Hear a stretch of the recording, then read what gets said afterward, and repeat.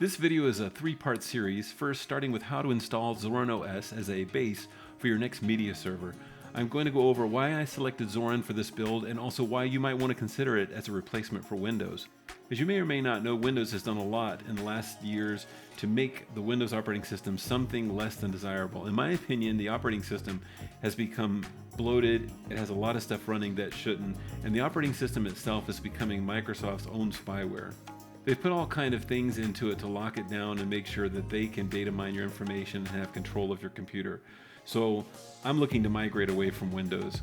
Now, I've been involved with Windows since it began with DOS, Windows 3.1, Windows 95, Windows 98, Windows XP, all the way into today with Windows 11. I can say it's run its course, and I'm looking for something better, which I think Zorin OS might offer that better experience. Now, did I mention that it was free? In other words, you don't have to go out and purchase a license to build a computer, especially now that Windows is getting to where they're discontinuing support for older operating systems.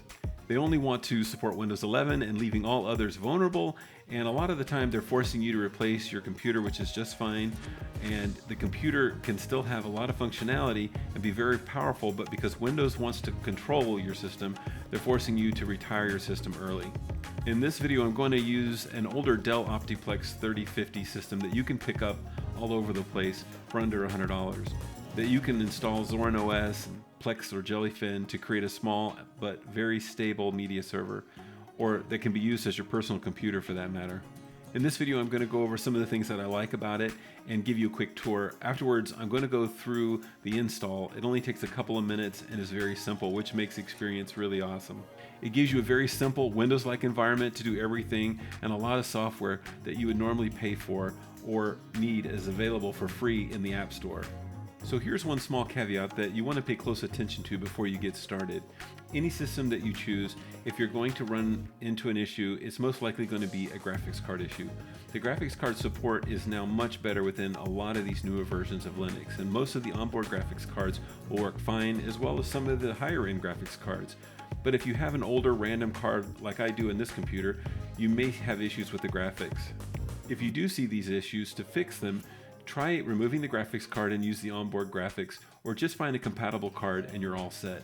I had this issue with my system, and I plan to get a supported graphics card, as I'll be using it as a test system before I replace my main Windows 11 computer with Zorin OS. But for this media server build, we'll be using the 3050 mini form factor Optiplex, and you just need the onboard graphics anyways. So let's get right to it. Let me take you for a quick tour around Zorin OS and show you some of the features and the reason why this is very familiar like Windows, but I like even better. So selecting down at the menu with the right click, you can then get the Zorin Appearance menu. That allows you to look at how you want to make your environment look more like Windows 10, or you could have it look more like Windows 11. You can have it look more like the tablet type of form factor. Clicking on your File Explorer down at the bottom, you can also look at things in a very familiar way with all of your files and all your internal and external drives. Here we have your desktop, and you can choose all kinds of selections. Do I want to see the different files and folders and trash can on the desktop or not? I like that you can choose your light or dark themes. I prefer dark theme. Just like in Windows, you have a system monitor, so you can monitor how the system is performing. You can see your CPU usage, memory usage, and one thing that you'll notice is that the usage is very low because this operating system is not heavy like Windows. Selecting the tab at the top, you can look at all of your drives, and from there you can manage them. By selecting the software icon, you can go into where you have an app store and can look at all the available software and search for whatever. You also have the currently installed software, which just installs at a click of a button or uninstalls, and all your updates right from this same window. I'll show you how easy it is. By clicking on the magnifying glass up in the top left-hand corner, you can then search for, say for example, we're going to future install Plex. So I just type in Plex, and here you can download the Plex media server or other apps related to Plex. It just takes clicking on install, and there it is, and this same will allow you to do the uninstall. We'll get into more about how to do the full install later. Now let me show you how to install Zorin. Go to the Zorin OS website and click on Download Zorin in the middle of the page. Once you've clicked on that, you have options Just scroll down till you see the free option. You don't have to take the educational version, and click on download. You don't have to give them your email address, they just ask for it, but then below it you can skip to download.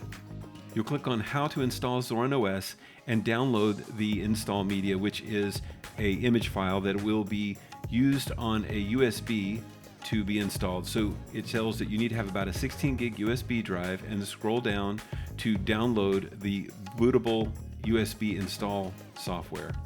This piece of software will then be installed, and you'll click on here to get the file. You'll select the image file. It will walk you through it, and it will show your USB, and then you'll click flash, and then it will install or prepare the USB drive with an image that can be used to do the install. It's pretty straightforward. Just click, click, click. Once that flash is completed and it's ready to go, now take the USB drive and put it in the computer. When you go to boot the computer, you need to be ready to hit the F12 key on your computer, especially for Dell computers, and select to boot from the USB. On this computer, I've already installed it, but I'm showing you how it's done. So you have to scroll down or select the option for USB under the boot options. As it boots, you should get the option to select to install Zorin OS. Some of these other options are to let you just boot into the drive so that you can actually try it without doing an install. It also will let you to install without any special graphics drivers, or into a safe mode, so you can test your computer or get the install without any drivers for the video. It also has the option to install it with some special NVIDIA drivers in case you have an NVIDIA graphics card.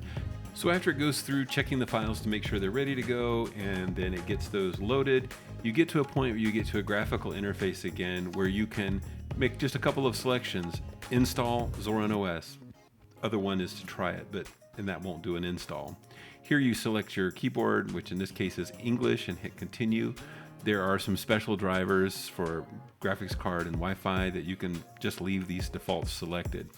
It also says it's going to either, you can choose to have it install it as a separate partition, or you can have it install and just overwrite, which in this case I'm just making a fresh system, so overwrite, and it warns you about that that you're going to erase everything.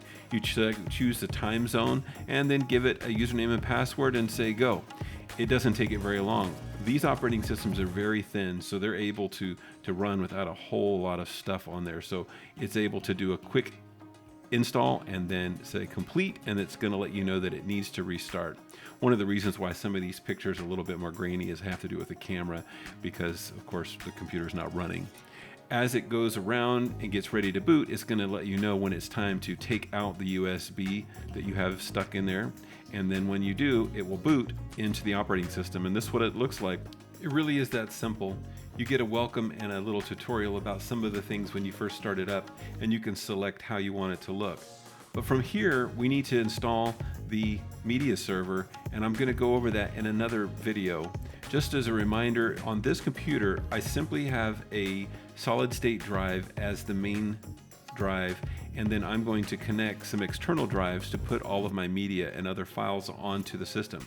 So it's a very simple system, and it's very easy to install and get ready for either your use, or in this case, I'll be showing you how to set up through downloading some of these apps, the actual media servers, Plex and Jellyfin. So stay tuned, and I will get the other video out soon on how to install and set up the media server, which works great and is super simple. The reality is that no matter how great a video we make, you hold the key to our success. So be sure to like, comment, and subscribe.